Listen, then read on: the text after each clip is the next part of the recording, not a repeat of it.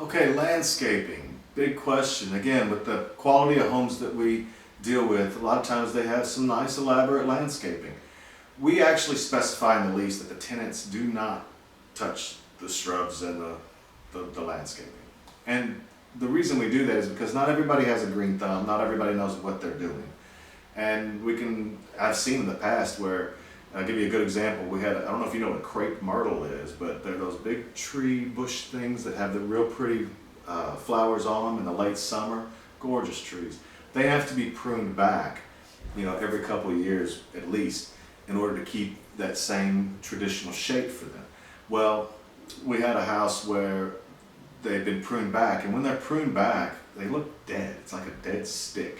It's actually not really awesome. It's just kind of a dead stick tree thing. We went to go do a 6-month inspection, and we're walking around, and I was like, what happened to this? What happened?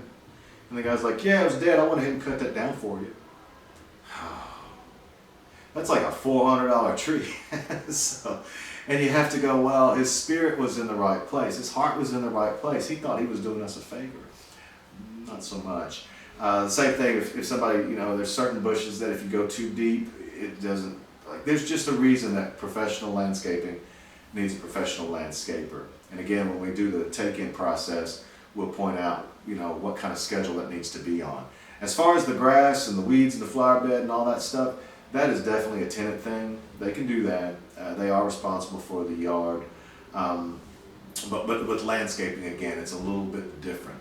Now, can they plant things and do things? We ask them to ask us permission beforehand because, some people may, if they're planting annuals like pansies and stuff, who cares? That's exactly what those are for. It's an annual thing. But if it's a perennial, that's something that we want to really kind of get ahead on, because there's some perennials that are beautiful in some senses, but really a nightmare in others.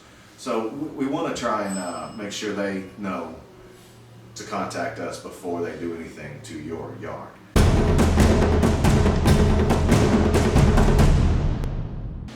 Hey, real quick, thanks for watching these videos. I hope you're learning a lot about our company, and I hope you want to work with us.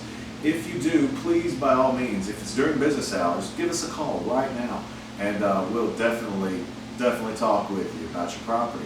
If not, fill out this form below. Give us your email, your phone number, your name, and most importantly, the property address that you want us to manage.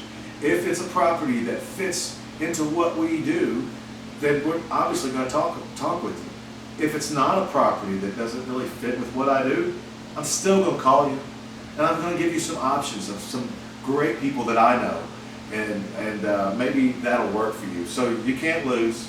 I want to talk about your property one way or the other. Thanks again for watching. Hey, and if you're still watching, keep on watching, because I got a bunch of stuff to talk about with these videos, as you're seeing.